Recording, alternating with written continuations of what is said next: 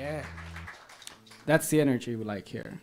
Welcome to the Wanda Coleman Theater. Welcome to Beyond Baroque. We are Los Angeles' oldest literary arts organization. I want to welcome you to Poet Film Stage. We have an exciting show this evening, and I'd like to start by acknowledging our presence on unceded territory. We stand in solidarity with the indigenous Tongva peoples who are the original stewards of this land. We are committed to provide a space for indigenous communities and artists. Beyond Baroque itself is a place dedicated to the possibilities of language. We are an organization that was founded in 1968 by George Jerry Smith. And we started out as an experimental literary magazine until it evolved into the interdisciplinary space it is today. This building itself first served as the original Venice City Hall. It was built in 1903, but since 1978, it has been the home of artists and writers that we've nurtured over the last 58 years. So we are coming up on our 60th anniversary very soon. Yeah. It's all thanks to your support.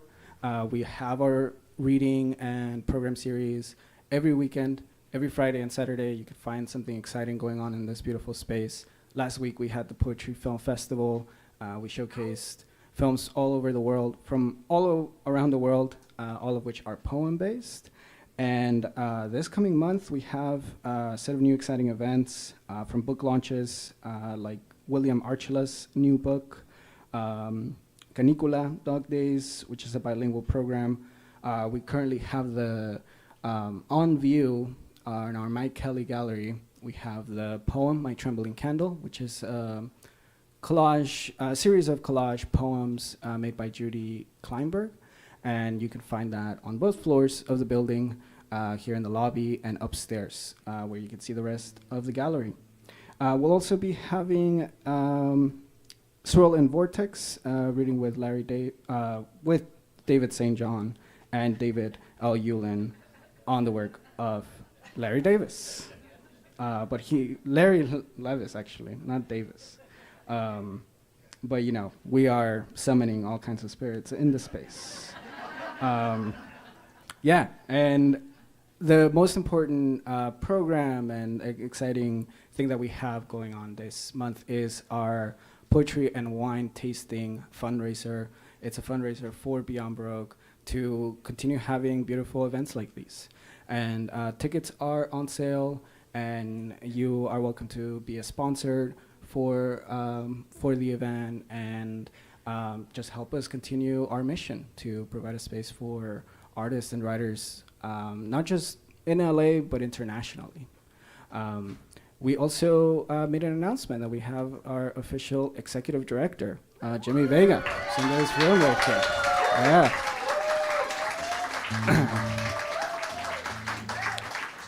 So it's a new era in Beyond Baroque, and we're very excited to be a part of that. And this team is going to, go beyond for the arts. In the booth, we have Eric Alberg. Let's give a round of applause to the man in the booth. Yeah, and in the bookstore, we have Annika Dueñas. Yes, let's give a round of applause to Annika.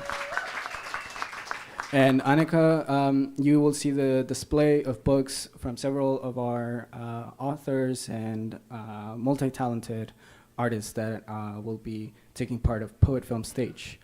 We have their books for sale, and I'm sure they'll be happy to sign them after the reading.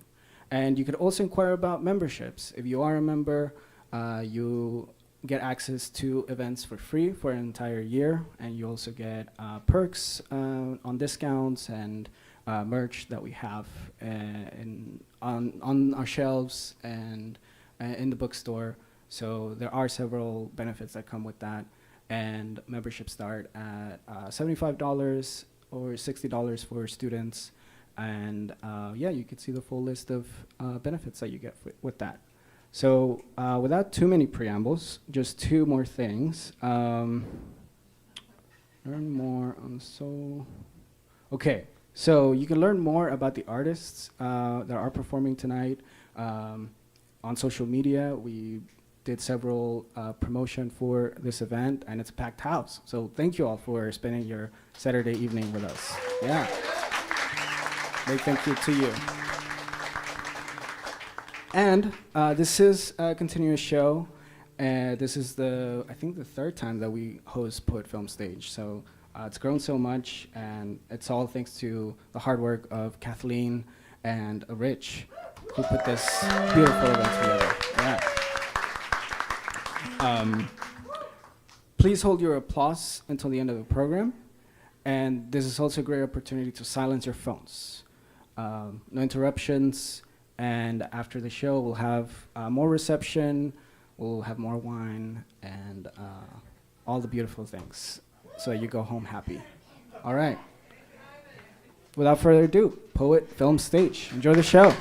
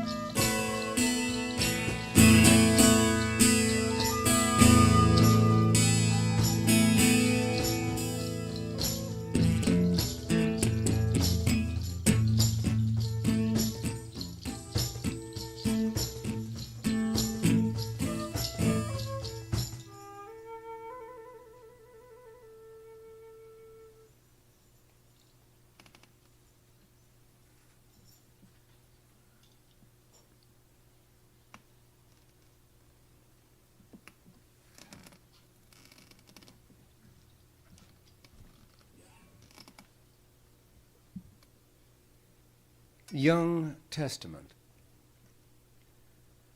And God said, "Let there be light." And we dropped what we were doing and waited. And God said, "Let there be light" again. And we waited some more, because we all know what it's like when a trick doesn't work on the first try. And God said, "Let there be light" a third time, and that's when we all went back to our phones. Our faces aglow in the dark, lanterns on a distant shore. And God said, "Let there be light" 4 more times before someone went over there and put a hand on God's shoulder and asked, "You okay? You want to talk? I'm happy just to listen while you let it all come out." Only their huddled shapes were visible, rocking slowly, while we scrolled and drank. And God said, "Let there be light" over and over, half muffled now in the arms of a woman we could only imagine.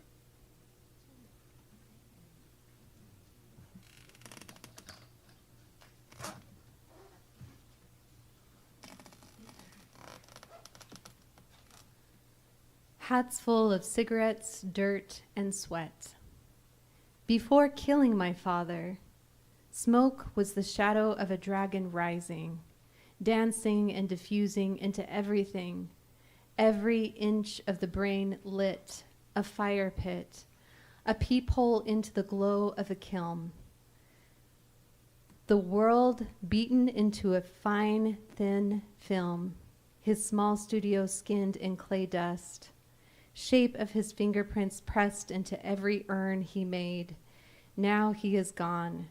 There is the smell of my beginning, sweat pungent as blood, my mother telling me to throw his work hats away, maybe because they smell of how she loves and doesn't love him anymore. But I keep them sealed in a plastic bag and bring them out on the hard days, the days I think to raise the dead and remember the loss of body, the bad choices made for love. Of all the things found in the scent of earth, I breathe it all in.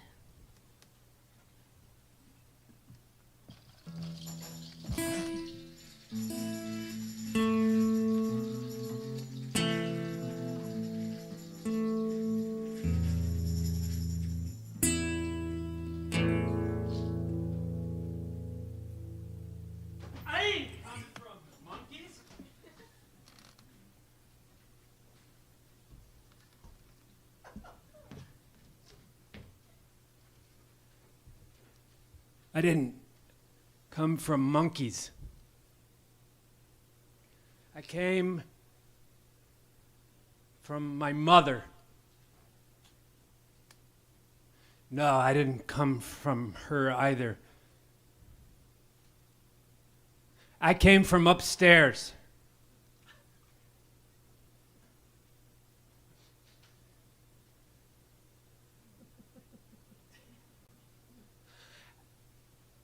I tell you from experience, when weighing green beans, there is no difference between life and dreams.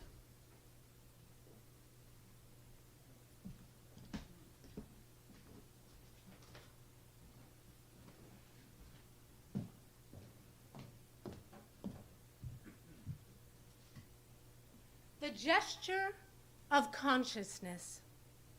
Our backyard was cold cement, not this vibrant lush.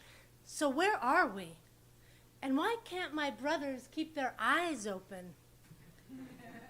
I'm a baby, and I got questions. Mom is giving one brother a talking to. Is she whispering in Hebrew, "Kum, kum, wake up, wake up"? And why isn't anyone yelling? Look at her hand. So smooth, not gripping, not yet, just resting on my belly, confident, sleek, olive-skinned, and if I believed in perfect. Look at the boys, their curtains down, slipping out of the frame, small outlaws even then. Look at the man, calm, cool, proud, content. Look at my hand.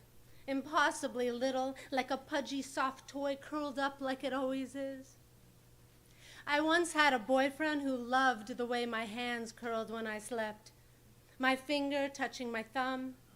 Chin mudra, the gesture of consciousness. This position, according to Sanskrit, symbolizes connection between the individual self, the index finger, and universal consciousness, the thumb. Babies do this because they're still connected to universal consciousness before ego sets in. But even after my ego set in, and boy did it, I still do this because I miss being a baby. No, I mean, babies can't perform a monologue, can't write a poem, can't drive a Jeep, can't hop a wave, can't read a book, can't drink martinis, 2 olives, can't order sushi, can't binge Netflix, can't ignore a text, can't like, comment, and subscribe, but I don't know. Maybe I do miss being a baby. Maybe that's true. But what is true? True is that beautiful blue shirt Dad is wearing. Dad's a fan of a good shirt. And blue. He's almost 102 now, and he still has a fondness for blue. Blue, blue, blue, blue bayou, feeling blue when I think about how my parents didn't love each other. But how could I know? How could I know what they did or didn't feel? When I was little, I once saw them kiss through their layers, and it looked cozy. I can make out the left of his eye, her chin in shadow, the tip of his nose. They were muted in the folds, and they had stone spines supporting them. Me and my brothers, my half-brothers, her half, we wrapped them up tight one night when we took them to the luggage wrapping station at the airport. We taped up their maybe love over and over and over again. We spun them around. The cling wrap clinged, sealing them up. It took, for almost 5 decades, it took. We did it. It took. Tamper-resistant, clean, secured for our protection. It took. The curl of my hands, well, that's just the way my hands go. Or maybe I am connected to universal consciousness and all that jazz. But also, I mean, is anyone really sleeping with their hand flat like this? Is that a thing? There's so much I will never know. I keep staring at the one brother, wondering where he went. Hello, are you in there? It's not drugs, not yet. He's 11, he's still alive. What is it with these sleepwalking boys? And how do they feel about their new dad in their new country with this new attention-getting little baby girl stealing their mother's love? They had to share their mother. I never felt like I had to. Wow. They must have hated me. No. How could they? Look at how my hand curls in.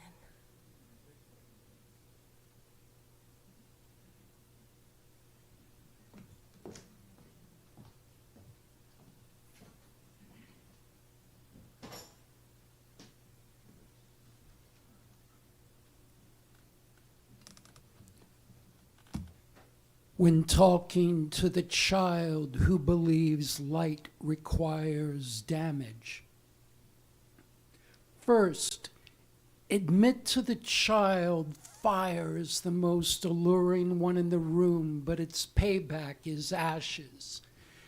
It'll incinerate his worldly possessions and blame it on the dog. Tell him fire won't think twice about burying his voice above ground, leaving everything he says a New Orleans graveyard. Allow the child just once to burn the paper that reads, "I will not destroy." Help him understand how promises are broken. When the child asks why fire is so beautiful, say, "So is falling. So is a fist before it smashes a face." Teach the child the difference between a spark and a life sentence, between combustion and a corpse. If the child insists fire is hypnotizing, claim so is a gunfight in slow motion, then show him a Sam Peckinpah film. Help him, explain to him how, like Prometheus, these stories don't end well. Replace the child's matches with another story, one about a burning house that surrenders to a hero whose hands are water. Offer him a candle, watch the flame grow smaller, how it quivers with fear when the smallest breeze enters the room. Describe how fire can be used to offer warmth, be used to cook, but it will not offer a stable home. It is a mother who drinks too much gasoline, a Father whose voice is menacing fury, give the child a flashlight, reveal how there are other means to find his way through the dark. If after all this, the child still has nightmares about fire, tell him.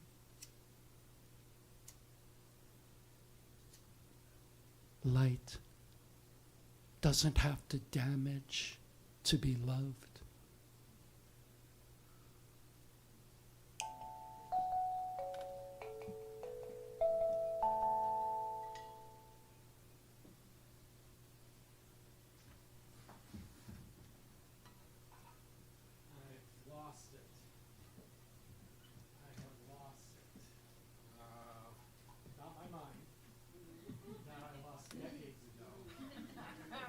I went to Berkeley. Most of you know what that means. For those who don't, the 70s, definitely the 60s, Berkeley was lovingly called Berserkly, psychedelics, sex, whatever, you name it. But I'm not talking about that. I've lost it, and what it was it's a safety pin. And the safety pin meant something to me. I found it after I had lost everything. I was one of the Palisadians who had lost their house and everything in it. And I found myself in a house in the Hollywood Hills with friends who I knew from Berkeley. And they lived in this beautiful house. I was on the second floor in a hallway. Off the hallway was a little room that they lovingly called the Fluffy Palace.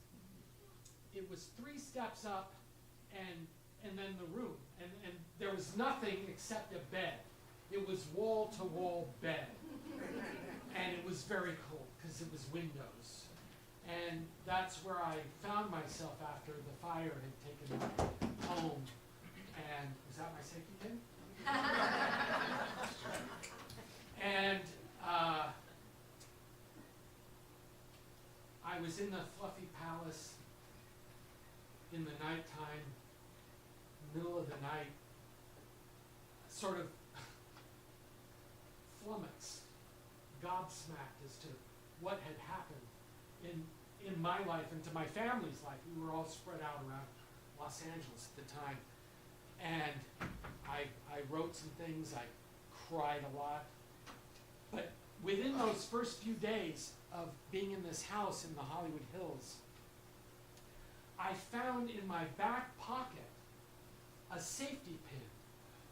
And for the life of me, I didn't know where the hell it came from. I knew everything I had at that point in my life. I had my wallet, I had my keys, I had my laptop. Where the hell did this safety pin come from? No previous relationship to this safety pin. Had never met it before. And I asked my friends, I said, do you know where this safety pin came from? And they said, no, we don't have safety pins lying around our house. So I took it as a sign. I took it as a talisman, and I undid it, and I pinned it to my shirt. And for the last year and some change, it has been on my shirt. And it's given me comfort because I've been able to touch it and know that I was going to be okay, that I was going to be safe. And now I fucking lost it. It's not funny. It's okay, it's a little funny.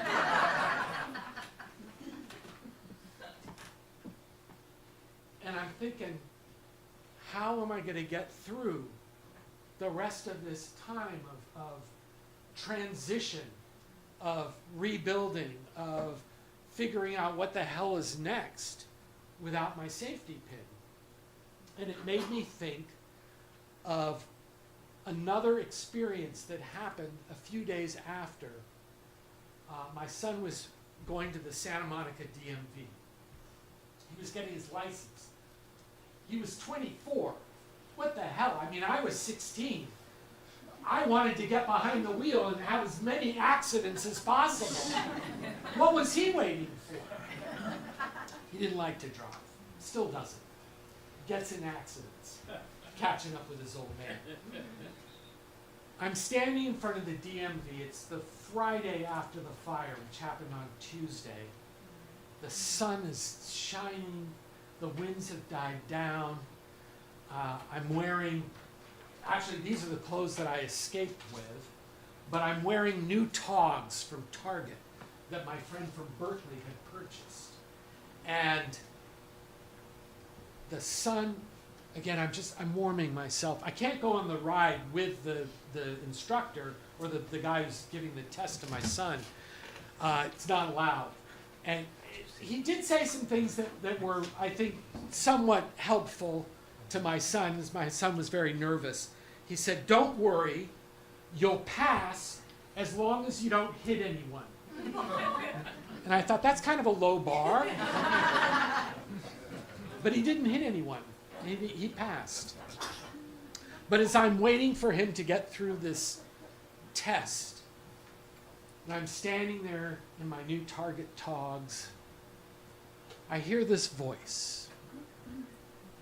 You got any money? And I turned and I saw this elderly black woman sitting in a wheelchair. She had a turban on from like the 40s or 50s, worn. And I looked at her and there was this sort of worn elegance about her. And I reached into my pocket and I kind of laughed to myself and I went, yeah, actually I do have some money. And I never carried bills, but I had, I think it was $7 in my pocket. And I pulled out the 2 ones and the 5. I was going to give her the 2 ones. And she saw the 5. She said, give me the 5! And I smiled and went, yeah, of course. Of course I'm going to give you the 5. And I handed it to her, and she grabbed it and folded it up and held it close to her breast as if I was going to take it back. And at that moment, I felt like I needed to share with her what had just happened in my life. So I squatted down next to the wheelchair and I said, hey, I just want to let you know that over there, I just lost my house and everything in it. And she sort of fell back into the wheelchair, still clutching the 5. Oh, we gots to pray. We gots to pray for you. And she held out her hand. I grabbed it, of course. And she started to pray. And I don't know if it was speaking in tongues or one of those sort of like at the end of the commercial where they talk really fast. But I couldn't understand a word that she was saying, but I knew that she was talking to God. And then she got to the amen. And I, of course, said amen. And that moment had sort of brought me to tears. And she looked at me and she placed her hand on top of my head. She sort of tousled my hair, what's left of it. And she said, it's gonna be all right. It's gonna be all right. What's your name? My name is Phil. Well, my name is Grace. And I smiled and thought to myself, yes, of course it is. I'm standing next to the manifestation of an angel in human form.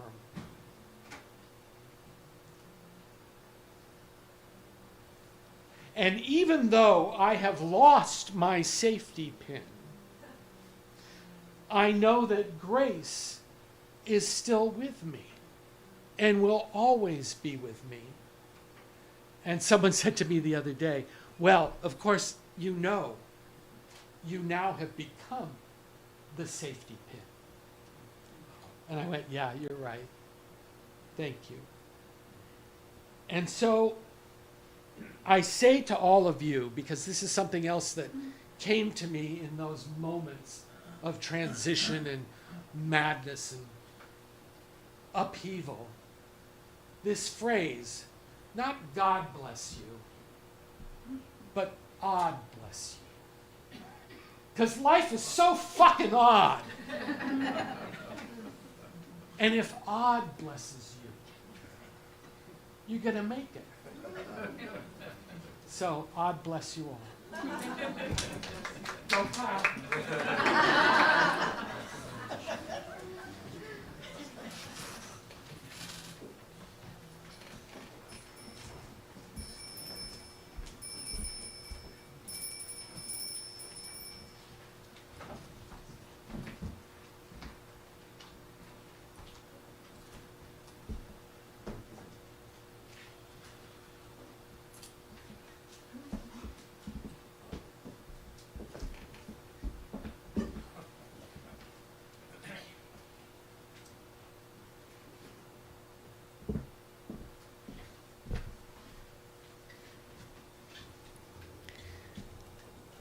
My sister donates her eyes to the state of Minnesota.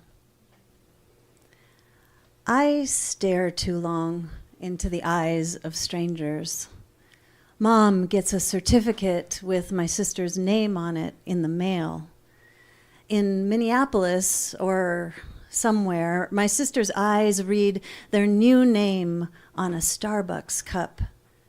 Scan billboards for her morning talk radio show, blast Tom Petty, sing at stoplights, you belong among the wildflowers. Once, she ran a marathon with no training, obsessed over Tanya and Nancy. Now, her eyes burn with a sudden desire to figure skate, to kneecap a rival. Tom Petty says her eyes belong somewhere they feel free. Well, where are these wildflowers? Her eyes ask the Ouija. Hands they don't recognize spell a sister they never met. Her eyes sign up for a marathon with no training. Circle Lake Bedimakasca, a plaque on a bench spells a name they can't place. Her eyes carve involuntary letters in snow, yank flyers from telephone poles, and go out looking for all the lost dogs. I carry her eyes like marbles in my pocket. They clink like color the blossom has rejected.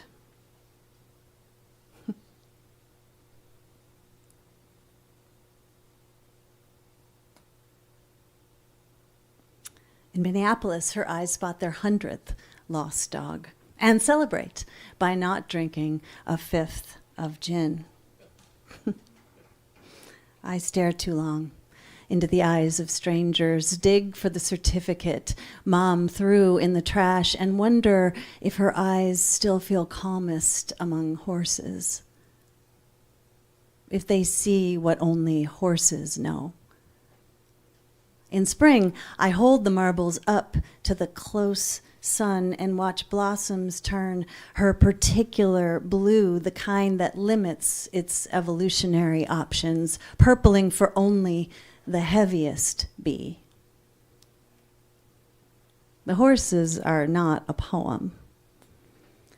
I hold the marbles to their muzzles like a detective. Have you seen these? Do you know this blue?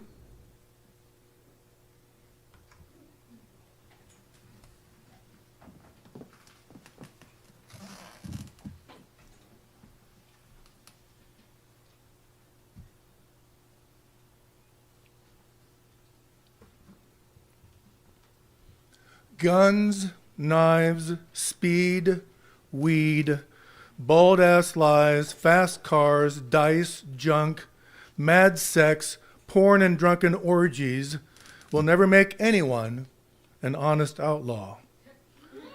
However, any or all might bring on a sad liver, a failed kidney, an exploding ticker, rusty veins, no credit, a flipped wig, a bitter ex, and or a same-sex love affair with the law. Most of what is sacred in our bastard world of poetry and small press is not and never was cool. A cultural malignancy and artistic anomaly of puking conformity. There are giddy exceptions, though, generally predicated upon single expression or vision and nothing else. What makes cool is the same thing that might make hip. It just is.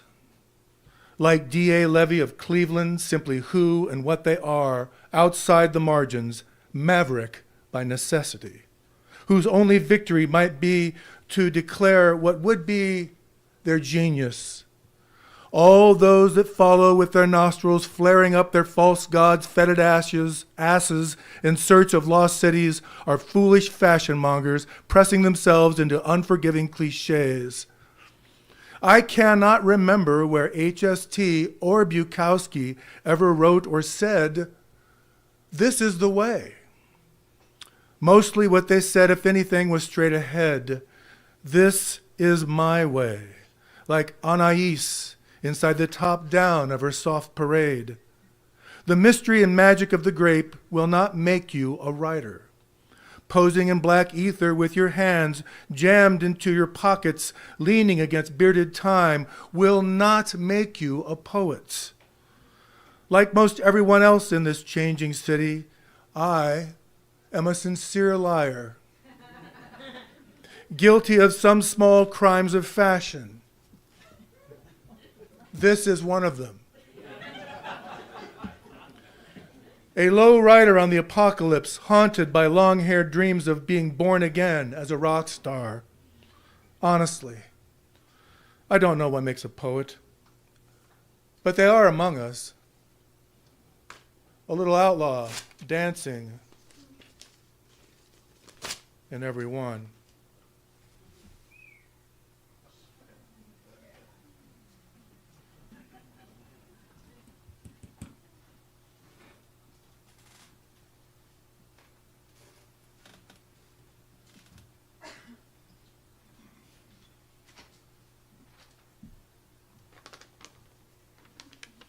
Yeah, man. Movement.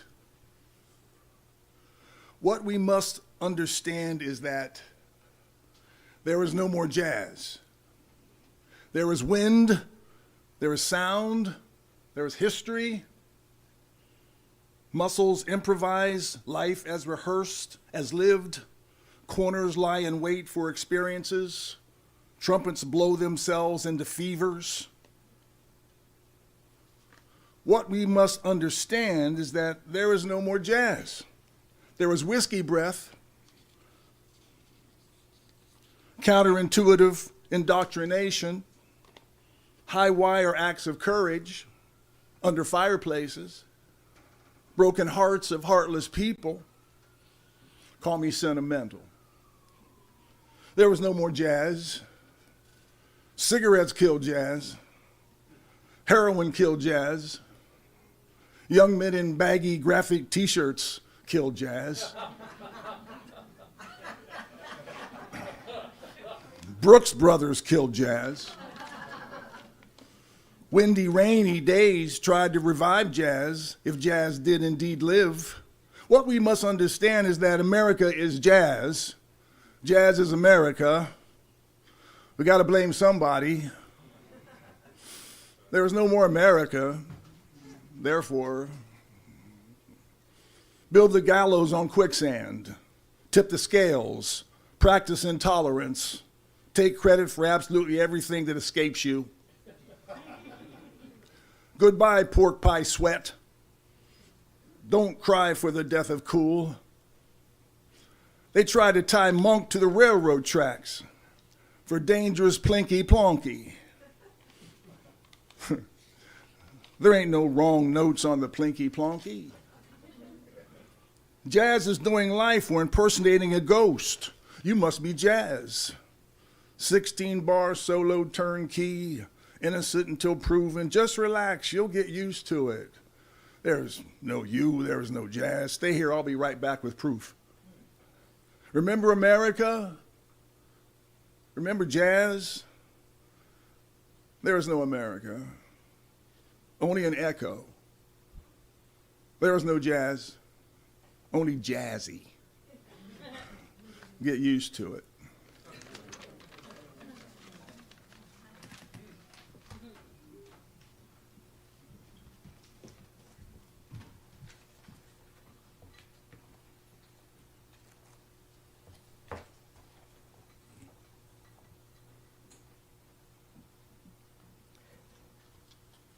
Trinon 004 witnesses and sonatizes a starling murmuration.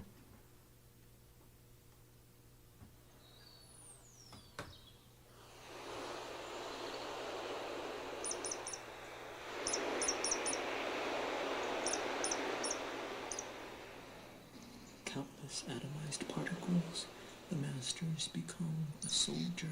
I have built this jewel, Trinon 206. This wolf is not a wolf. Revolutionary colors, red teeth, and cut gums. I wish I never were. Kill the stray. Felt your presence. We are the lucky ones. Am I inside you, delivering me to some beyond? You're always inside me. I have built this jewel, little cricket. What's become of us, of me?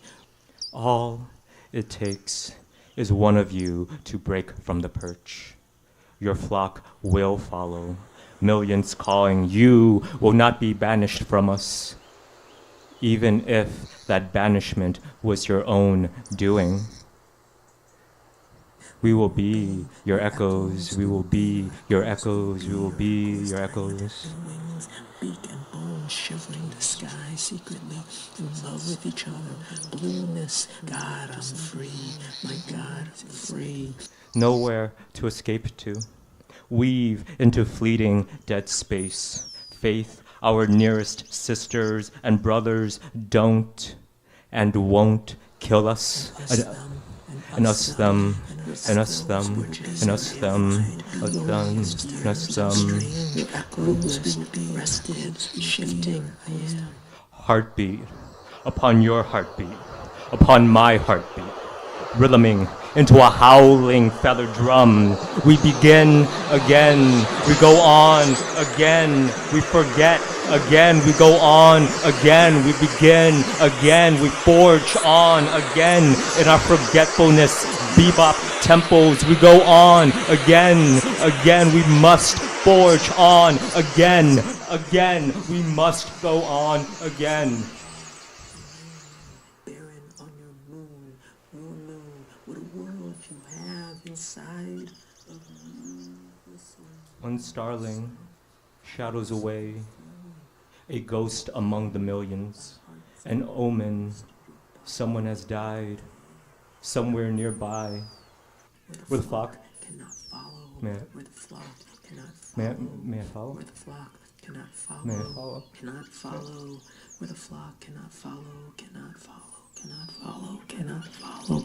You are the ones you've lost. You cannot cross. You cannot cross. You cannot cross. You cannot cross. Cannot cross. Cannot cross. Cannot cross.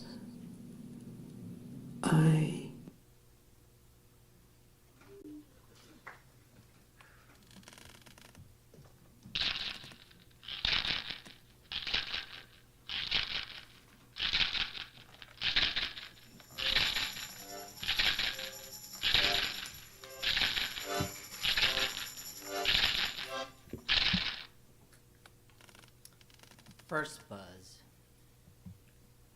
Where I like to stay is right here with my first drink almost down to its last ice cube.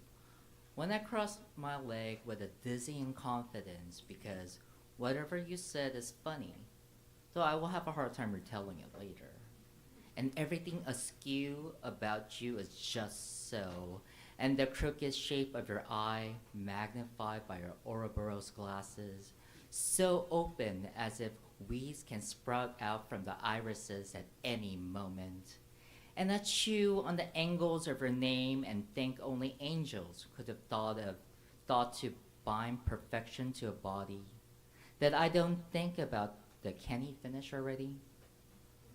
Or the what time do I pretend to check out? Oh no, right here. There is no God, just our smile and a vision of us being born with a bang, blinding as a first dawn.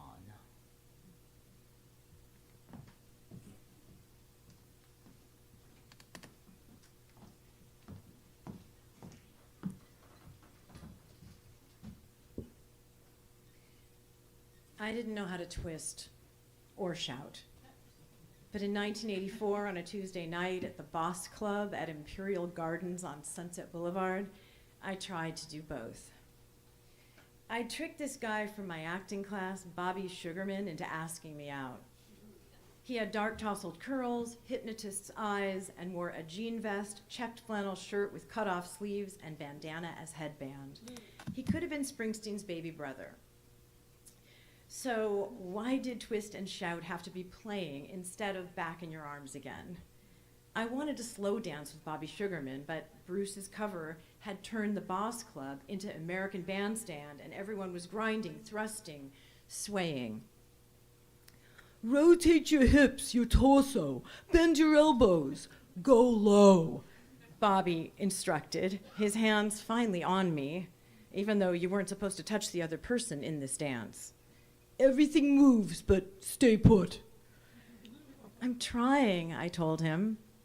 It's like playing Twister without your feet, he said, encircling me with his moves while I stood there, flailing.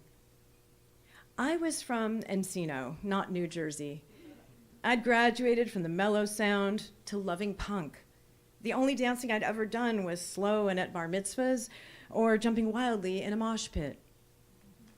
I'd been studying Bobby Sugarman for months, every Monday night in Matt Chait's acting workshop in a black box on Santa Monica Boulevard and Vine at the Richmond Shepherd Theater. He was a born actor, had technique and charisma, was teacher's pet. Across the hallway, at the same time, Exene happened to be taking voice lessons with Gloria Bennett. I'd hold my ear to the door and listen to her warm-up exercises. She was my mascot in those days. She stood for all I had never known. And in class, I'd attempt to present another excerpt from Working. Every young actor I'd ever met performed from this book. There was the waitress, the auditor, the steelworker, the gravedigger, the bookbinder. I chose New York hooker. The opening line of my monologue was, "A hustler is any woman in American society." I was 21 and picked the piece for shock value. I knew nothing about being a woman or the working life in its many forms. Matt Chait had told me to relax. Take off your shoes, rub your feet, find the original wound and speak from it, he said. Bobby Sugarman used my time on stage to go outside and smoke. His original wound had colored lights and a megaphone. He only stayed in class when he was on stage or when one of his friends was doing a scene. Why was I in this workshop anyway? I blamed it on a celebrity psychic I met when I was 9, who told me I was going to grow up to be a famous actress. This same psychic is the one who predicted Sharon Tate's killer was a man with a beard named Charlie. So I spent my days reading plays by Tennessee Williams, James Kirkwood Jr., and Beth Henley. At night, I'd go to punk clubs to hear X, the Weirdos, the Germs, where you didn't need to know how to twist, only meld. Springsteen belonged to high school, to stadium days, the phase where we slept in front of Ticketron in Topanga Plaza to get floor seats to the River Tour. It was behind me now. But a night with Bobby Sugarman had been more my goal in acting class than learning an actual craft. And if he loved Springsteen, I was willing to look back. How did I get so lucky as to finally make it happen? By telling him after he'd finished a masterful scene from Death of a Salesman that I knew someone in the business who could help him. Yeah. Oh, really? Why don't you come with me to the Boss Club next week and we can discuss? Bobby suggested. He had never talked to me in class before I'd approached him. And it was true. I answered phones in my father's office where a personal manager of actors rented space in the same suite. We were friends, and he sometimes actually listened to my suggestions.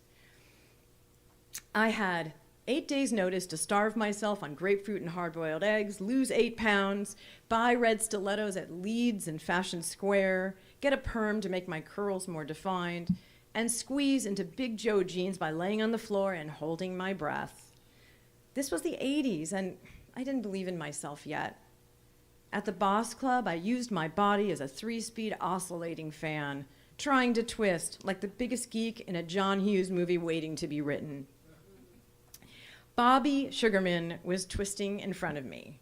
He knew all the moves, the words to every Springsteen song. And just like in acting class, he emanated ease and sparkle. He glowed center stage. It would be the closest I ever came to dancing with Springsteen. "So, you don't know how to act or dance," he blurted out on the ride home. But that didn't stop him from wanting to make out with me. Even as he said, "I feel weird doing this because I have a sister named Susan." He called me the next day, not to say what a good time he had, but to ask when he could connect with the manager friend I'd promised to introduce him to. I set it up, and they met for coffee that week.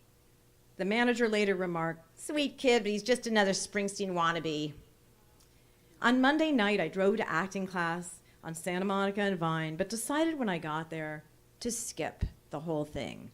I thought, maybe I'll even quit studying here. No one in the room sees my potential. I did climb the stairs to Gloria Bennett's voice studio and held my ear to the door. I could hear Exine's growls turning smooth and almost smoky. I wanted her to stop. I loved her original singing, raw and untrained.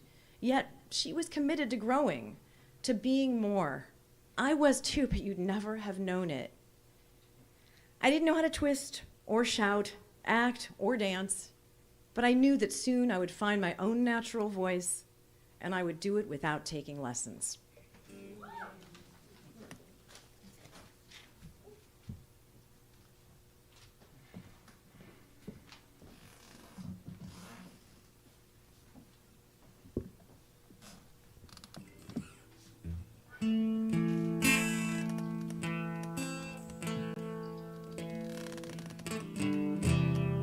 You're breaking my heart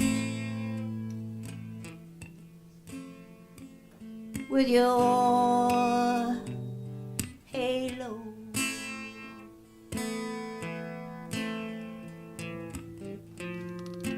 Keeping me on my toes.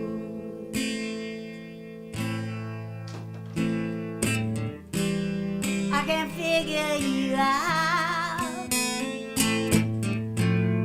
flying up so high, falling down so. Are you my Lucifer?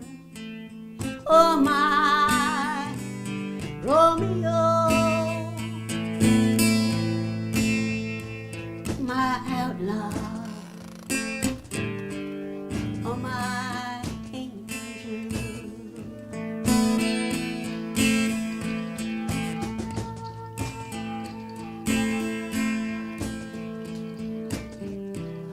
I don't know who you are. I can't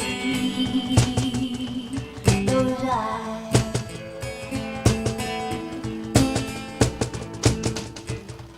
I'm just here waiting to decide.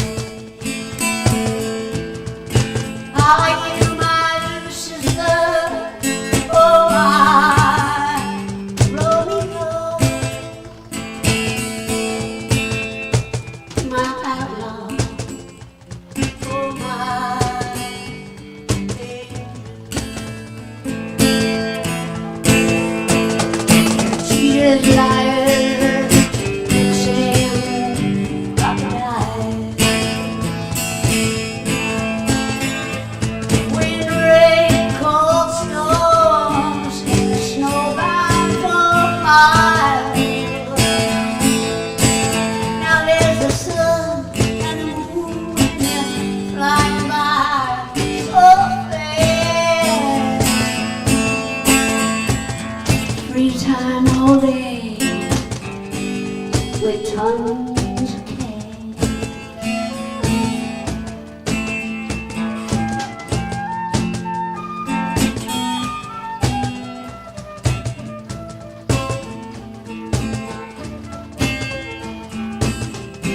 I don't know who you are.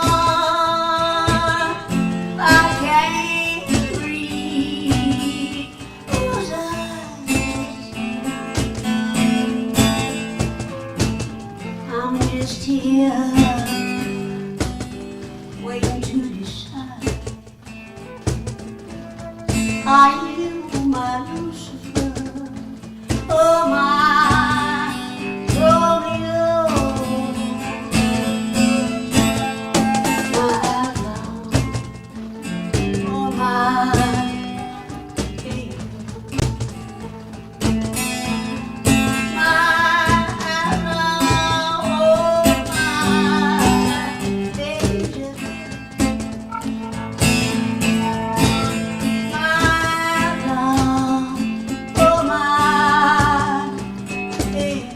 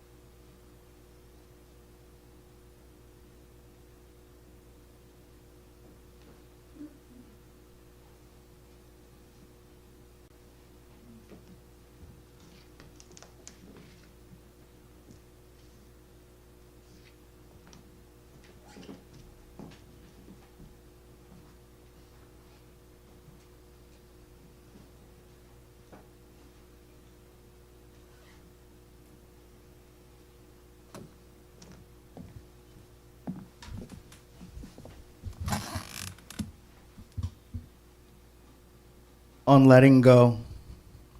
If I lost you, did I lose you? On letting go. Some loves are not loves, If I lost you, but gaping if I holes lost you, without sound. did I lose you? Without sound. Cold, Letting wet go. kiss Without on sound. bloom Without asphalt. If I lost Without you, sound. if I Without lost sound. you, Without if I sound. lost Without you, my sound. love, On did I letting ever go. lose lustrous dream If I sleep? lost you, if I lost some you, losses did are I a lose moonlit you? mirror. On letting go. Cascading non-reflection. If I lost you, if I lost Seasons you, of letting if go. I lost Did I you, lose my you? love, Murmurs of closeness never without lose letting lustrous go. dream If I sleep. lost buried in if I lost soil, some that is losses sky, are a that is moonlit rain. mirror. On On letting letting go. go, Cascading. sky. If I lost If I lost buried in you, soil, if I lost cry you, mountain if I lost sky, you, my that is love, was buried glinting in petrified soil, ore that stitched is in my sky. vertebrae. If I lost buried you, in if I lost soil, some that is losses sky. on letting go, that is rain. buried in On soil, letting go. if I lost that you, is if sky. I lost you, buried in if I soil, lost that is you, that if is I lost sky. you, my love, Some buried losses in on soil, letting go that are is not sky. loves, but If I lost buried in you, without sound. Some losses, sky, cold, wet kiss, letting go. If I lost the sky, if I lost you, my love, if I lost you, I never know how to lose lustrous stream sky. If I lost you, some losses are moonlit, near, cascading, non-reflection. If I lost seasons of letting go, murmurs of close sky. You, my love, letting go, buried in soil, buried sky that is rain and sky. If I lost you, on letting go, did echoes cry out? If I lost you, was glinting petrichor stitched in my vertebrae. Buried in soil, that is sky. If I lost you, if I lost some losses, on letting go, if I lost cascading, if I lost you, if I lost you, if I lost you, my love, was glinting on letting go, stitched in my vertebrae. If I lost you, if I lost some losses, on letting go, lit mirror. If I lost cascading, if I lost you, did echoes cry mountains? If I lost you, my love, was glinting petrichor, did I ever lose lustrous dream sleep? Some.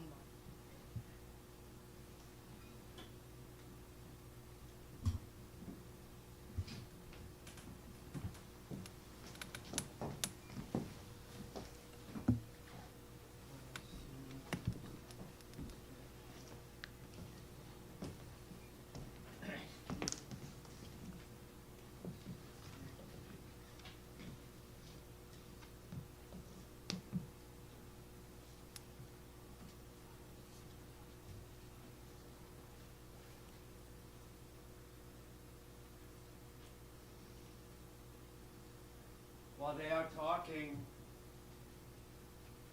I am not listening. I am thinking about you. I am writing this poem about you.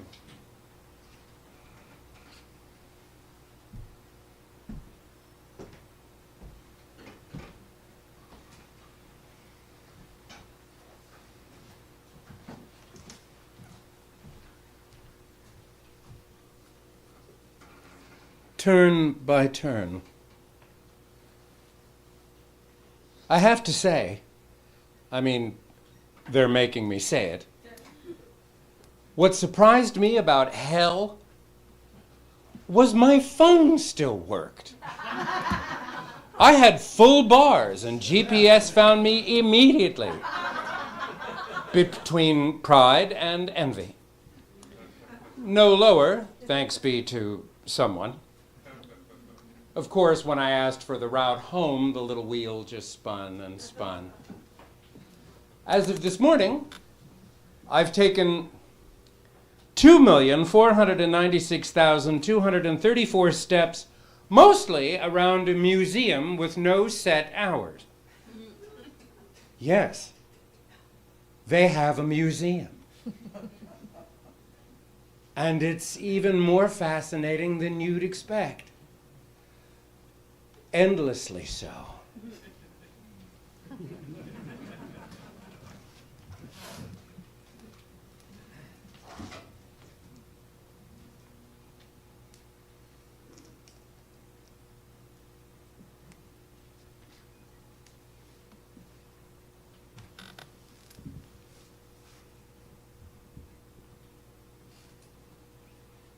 Camera. Can you be impartial? Used by directors to prove there's a monster lagoon. Hero and threshold, call to adventure, suffering in black and white. Confusing exits as endings rather than kneecaps bending to meet the earth. It's not your fault.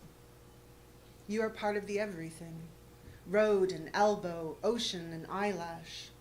We spiral into each other, into light as it moves. But what can you do? The thing you took stays the same, only how we see it changes. Camera, you can be obscure, but never without abetting a making of history. So human in your artificial capture. You are a poem, a film, a beautiful flaw. You see?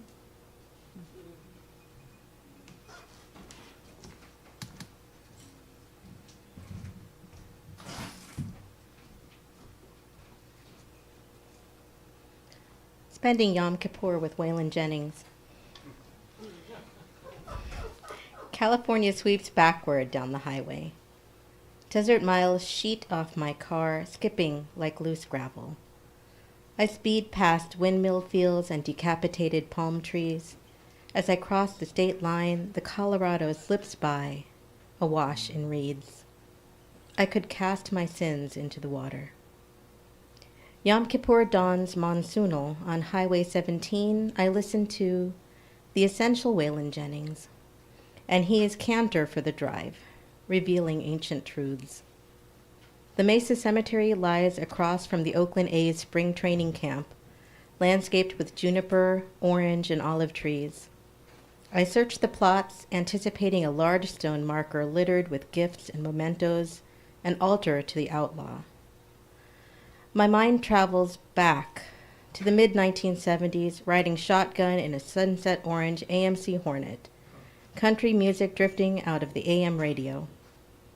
I think about my mother, a recent transplant from Sri Lanka, traversing Rockland County with Waylon's words flooding the car. How she used these tales of love gone wrong, heartache and longing to decode a new culture. Didn't every 1970s immigrant refuse to get over someone left behind?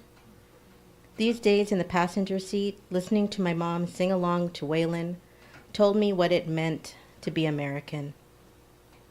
His grave is marked by a black marble slab. The only allowance for individuality is a laser-etched portrait in the Flying W logo.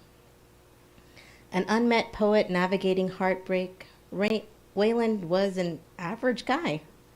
Even in death, he is surrounded by everyday people, World War II vets, children, Freemasons, Slavs, and Mormons. On this Day of Atonement, I think about the outlaw, wonder about his need for absolution. Did he dream about the plane crash? Was he haunted by Buddy Holly's ghost? The survivor's obsession with success resonates with immigrants.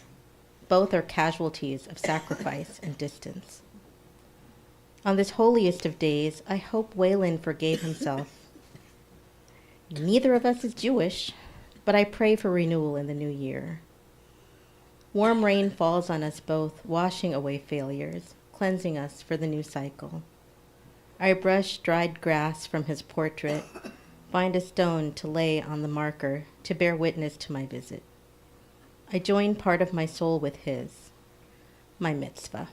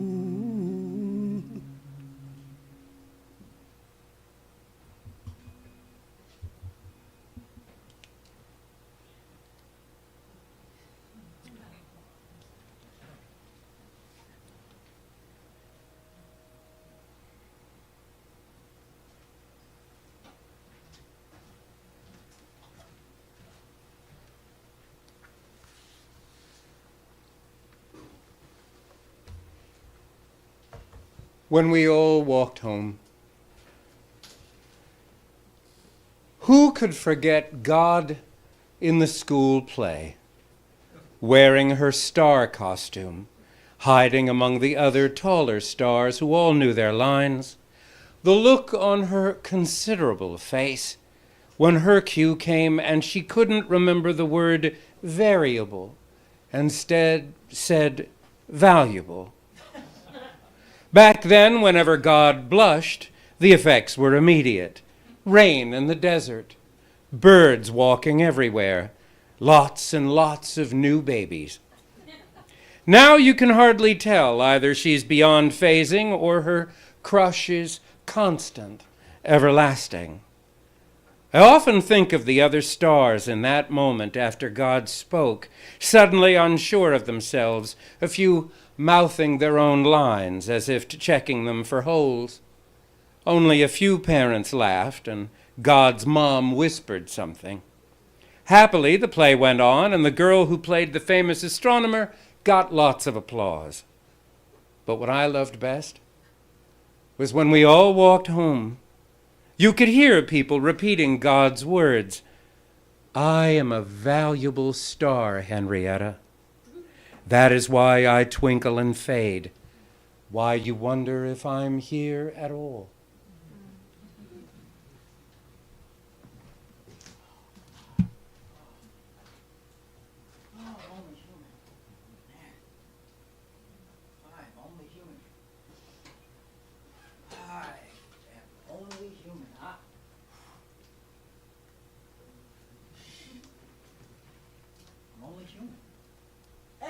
I'm only human.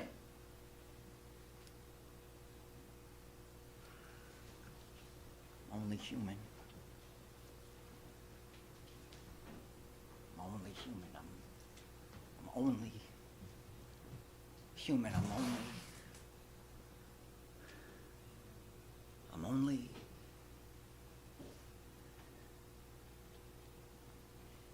infinite. I'm only connected to a collective consciousness of an entire species who thrives to exist. I'm only connected to a source known and unknown that is forever. Creates and answers us in mysterious and all-loving ways. I'm only human. I'm only a single part of a whole. I'm only a single universe of atoms. I'm only DNA directly affected, culminating to the current vibration combinations of chromosomes, testosterone, estrogen, H2O, and more. I'm only human.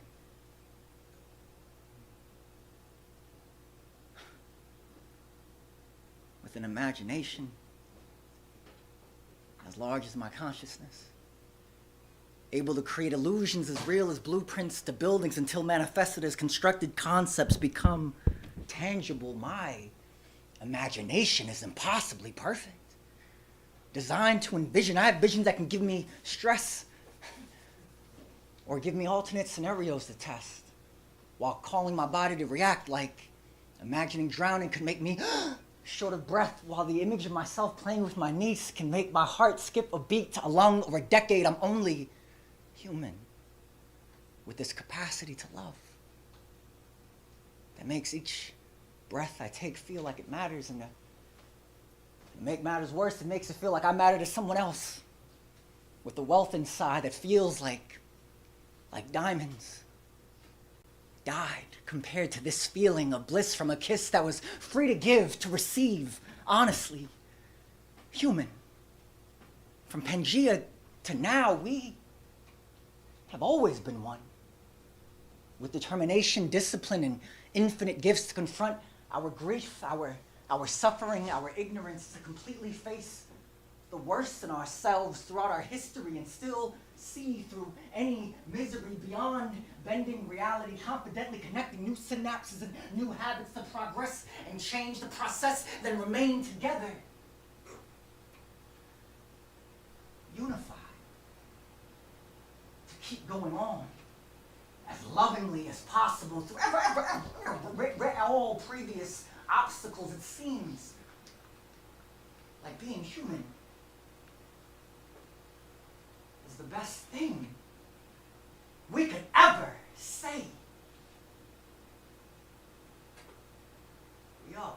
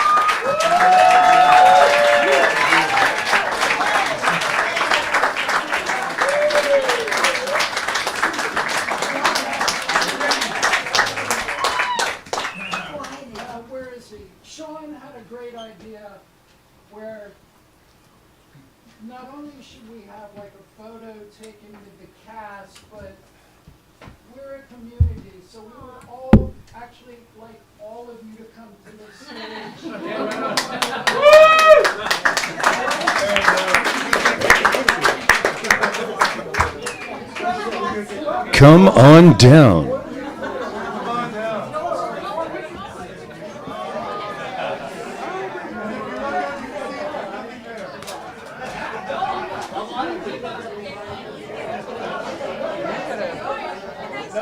Your command is always flawless. I don't know whether we'll be in the I picture. loved, I'm so sorry that we made it. and you have that fucking theater instinct.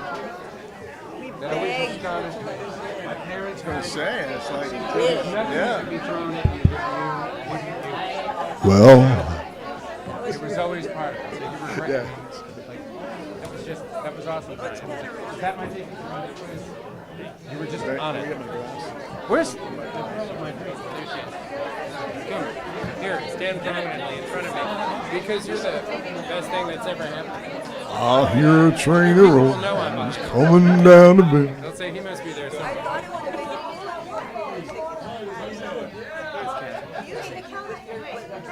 Kathleen. on the screen. Yeah. You guys just rehearsed, right? Get on this chair. Do you know a lot of these people?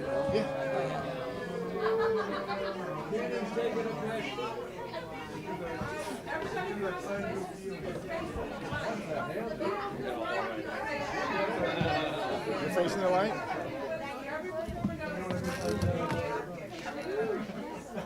There you go. To my advantage.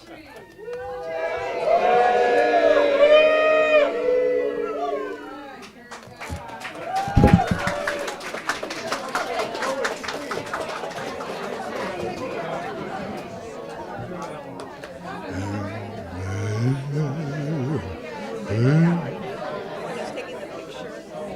Right here, in the black dress? No, the one taking the camera with the phone. Oh, that's Kimmy. Yeah, I know her from yoga. We're on the microphone. It's a hot mic. Me.